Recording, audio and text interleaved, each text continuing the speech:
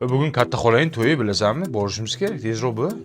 Bobur aka, sochim kir, yag'ir bo'lib yotibdi, yuvishim kerak-da. Undan ko'ra siz borib bitta magazindan qatiq olib kelib bering. Qatiq? Bechora xotini, sochini yuvgan shampun yo'q. Qatiqda sochini yuvmoqchi bo'lyapti. Mayli, olib kelib beray-chi ikkalamiz xotinimga. Uf, Pariza bo'ldingmi? Kech qolamiz hozir.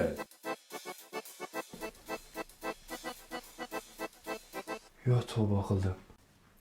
Qale, Qatiqda sochingni yuvganingga shunaqa chiroyli bo'ldimi? qatiqda yuvmadim. Nimada yuvding? Evini shampunida yuvdim. Uni qayerdan olding? Hozir aytaman. Bilasiz, sochimga shampun tanlashda juda ham qiynalardim. Hozir zo'r shampun topdim. Evining ikkitasi birda shampun konditsionerini xarid qildim. Tarkibida lavanda va qichitqa o'tining tabiiy ekstraktlari sochlarimni mayin va muloyim qilib qo'yapti. Men Evinga ishonaman. Chaqqon zo'r ish qilibsan. Qatiqni nima qilding? U qatiqda chiroqchi salat qildim. Chikki chikki chikki seni sevdim